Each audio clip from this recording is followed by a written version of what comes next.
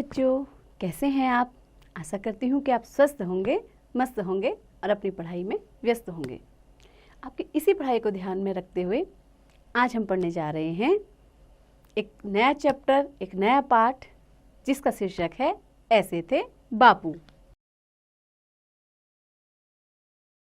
तो बच्चों, प्रस्तुत पाठ में बताया गया है कि महात्मा गांधी हमारे देश को आज़ाद कराने वाले अग्रणी नेताओं में से एक थे। इनकी सबसे बड़ी विशेषता थी कि ये अपने बारे में कम और दूसरों के हित के बारे में ज़्यादा सोचते थे। आइए पढ़ें। तो बच्चों, जानते हो हमारा देश पहले गुलाम था। महात्मा गांधी ने इस देश को आज़ाद कराया था। लोग उन्हें प्यार से बापू कहकर पुकारते थे। आओ उनके जीवन से जुड़ी एक मज़ेदार घटना सुनाते हैं। एक बार एक बच्चा बापू से मिलने आया। उसने देखा कि बापू के शरीर पर केवल एक धोती थी। बच्चा यह देखकर हैरान था। उसने बापू से पूछा, बापू, आप केवल धोती ही क्यों पहनते हैं? क्या आपके पास कोई कुर्ता नहीं है? बापू ने कहा, मेरे पास इतने पैसे नहीं हैं कि कुर्ता सिलवा सकूं। बापू ने तो यह बात मजाक में ही कही थी, लेकिन बच्चा परेशान हो गया। उसे लगा कि बापू गरीब हैं।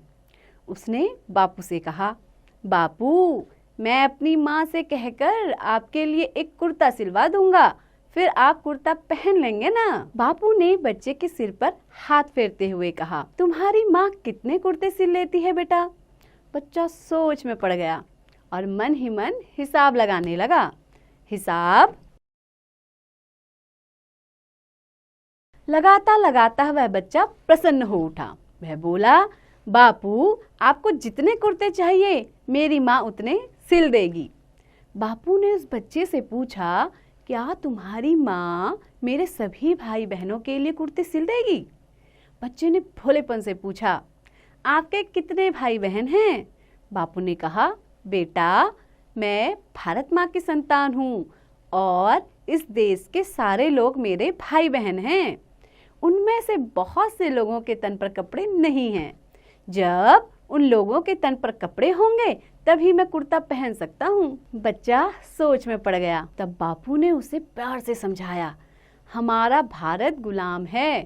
गुलामी के कारण यहाँ के अनेक लोग बहुत गरीब हो गए हैं। उनमें से कई तो ऐसे भी हैं जिनके पास न तो खाने को भोजन है और न पहनने को कपड़े। इसलिए तो मैं देश के सारे देशवासियों की चिंता करता हूँ। बापू की बातों का उस बच्चे के मन पर गहरा प्रभाव पड़ा। उसने मन ही मन ठान लिया कि बड़ा होकर वह भी देश की सेवा करेगा। तो बच्चों, कैसी लगी आपको ये कहानी? आपको इससे शिक्षा मिलती है कि आपको भी क्या है, बड़े होकर देश की सेवा करने के लिए अभी से संकल्प ले लेना चाहिए।